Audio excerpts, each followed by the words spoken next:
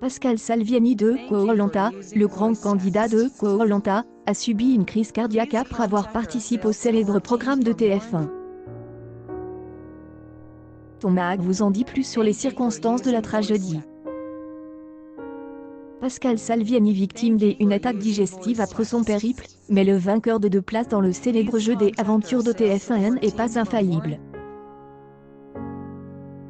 Dans un reportage intitulé La vraie vie de vos aventuriers, diffusé sur C8 le 1er décembre, l'ancien personnage de l'émission raconte un dramatique revers survenu après sa participation.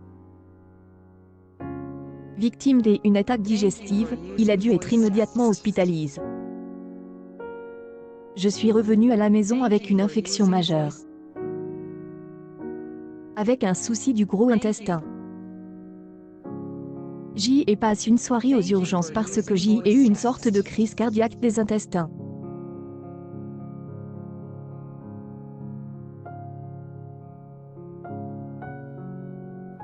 J'y ai perdu 40 livres en 40 jours. On ne peut pas qualifier Koh-Lanta de récipient en fans.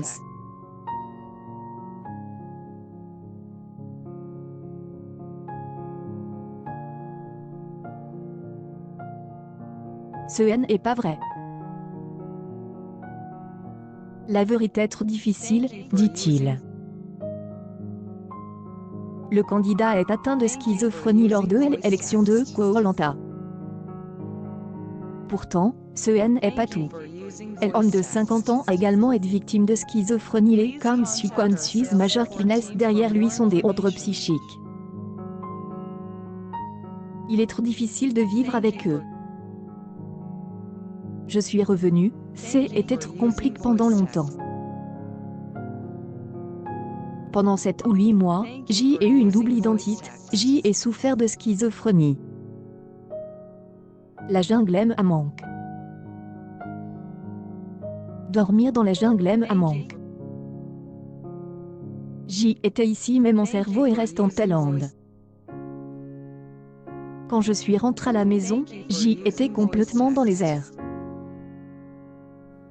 Je n'étais pas là, dit-il, ajoutant, je ne pouvais pas dormir dans la chambre parce que je sentais que le plafond allait s'effondrer. La nuit, j'y entendais des singes. Le fonctionnement du cerveau avait complètement lâché. Gerald Babin, 25 ans, est morte au Cambodge le premier jour de tournage.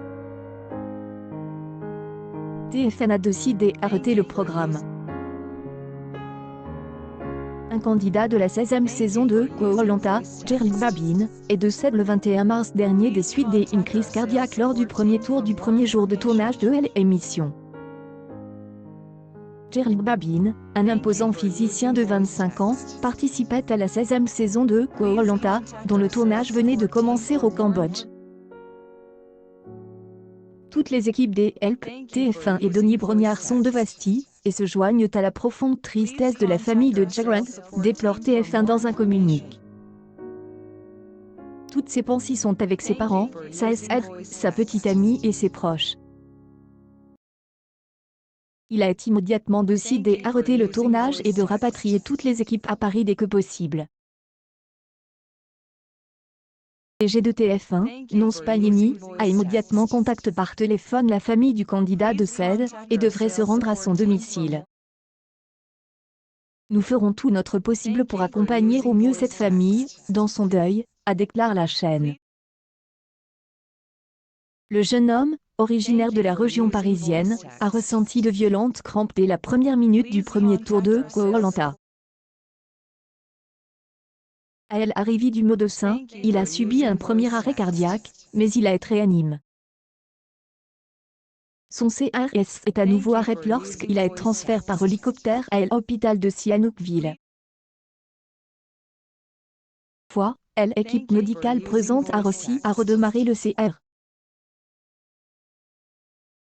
La dernière crise cardiaque est produite à l'hôpital et le candidat n'a pas pu être réanimé. Il a été déclaré mort quelques minutes plus tard. Le jeune homme avait passé avec succès tous les tests médicaux requis pour participer au jeu. Psychologue a été envoyé à la famille Koh-Lanta. Nous, à TF1 et Adventureline, le producteur, sommes sous le choc. Psychologue a immédiatement été envoyé à la famille.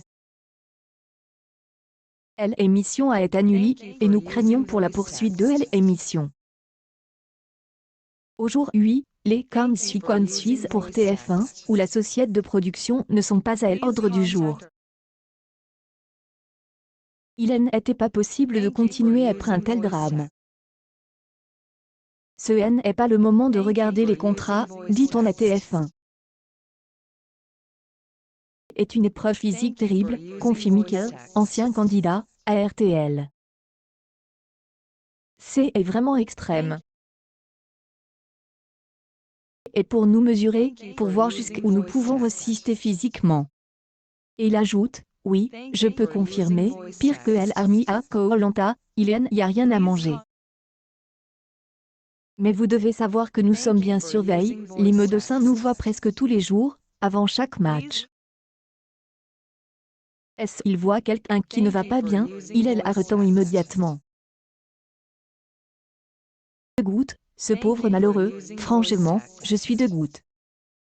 Un drame sans précédent pour Koh-Lanta, une publication partagée par Koh-Lanta de fin. Koh-Lanta de fin. Koh-Lanta est un programme de télé-réalité et des aventures diffusées par TF1 depuis le 4 août 2001 et présente par Denis Brognard depuis 2002. Le spectacle porte le nom des îles thaïlandaises, qui signifie en français île au million des yeux. Depuis 2001, 12 saisons régulières ont été filmées, à raison des une par an, ainsi que 3 éditions spéciales qui mettent généralement en vedette les candidats des saisons précédentes. Koh-Lanta aussi là où de nombreux programmes ont échoué, elle parvient à conserver un noyau de téléspectateurs fidèles au fil des ans. Une moyenne de 7 millions de téléspectateurs suivent les aventures des naufrages volontaires. Si un tel drame n'était jamais arrivé dans une émission de télé-réalité en France, Survivor a connu de tragédies depuis son lancement. Dans sa version bulgare de 2009, non-chauve Denis Charov, 53 ans, SNY dans une crise cardiaque aux Philippines. 3 mois plus tard, dans la version pakistanaise, Saad Khan, 32 ans, SNY en Thaïlande. News People, un aventurier de Koh-Lanta fait un infarctus, que s'est-il passé ?